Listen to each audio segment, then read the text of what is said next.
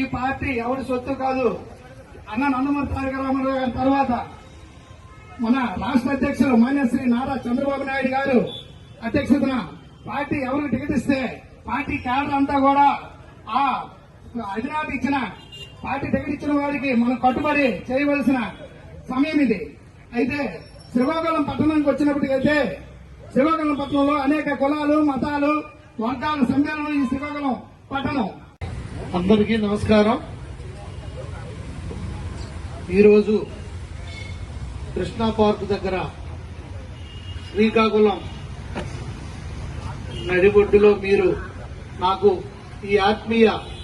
కలయిక సమావేశాన్ని ఏర్పాటు చేసినందుకు వార్డు ఈ డివిజన్ ఇన్ఛార్జ్ అయినటువంటి గోవు గారికి, అలాగే బుర్రి మధు గారికి, దేవల్ల విశ్వ గారికి, నిజాముద్దీన్ గారికి, అలాగే రాయ్ కిరణ్ గారికి, ఇంటి శంకర్ గారికి నా హృదయపూర్వక ధన్యవాదాలు తెలియజేసుకుంటూ ఈ కార్యక్రమానికి విచ్చేసినటువంటి మాజీ కౌన్సిలర్ పాండ్రంకి శంకర్ గారు, అలాగే ఇంకో మాజీ కౌన్సిలర్ అంబటి లక్ష్మీరాజ్యం గారు, అలాగే రాష్ట్ర వాణిజ్య విభాగం ప్రధాన కార్యదర్శి తెలుగుదేశం పార్టీ సీనియర్ నాయకులు పోరాడ అరగోపాల్ గారు, అలాగే అడ్కో కాలనీ రమణ గారు, భాషా గారు, కొయ్యాన రామ్మోహన్ గారు, మాజీ market committee director Nagendra Yadav గారు, అలాగే పద్మమ్మ గారు, జనసేన తరఫున శంకర్ గారు, ఆమ్దాల వలస మాజీ వైస్ చైర్పర్సన్ ప్రస్తుతం బీసీ రాష్ట్ర ఉపాధ్యక్షులు అన్న వారు గోవింద్ గారు, అలాగే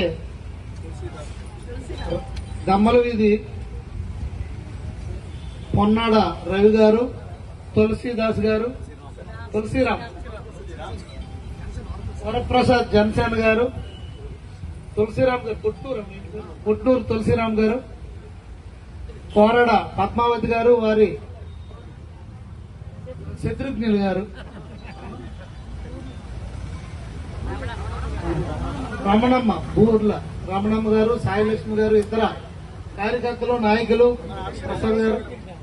అందరికీ పేరు పేరున రఫీ గారు, యోగేష్ గారికి అందరికి కూడా పేరు పేరున,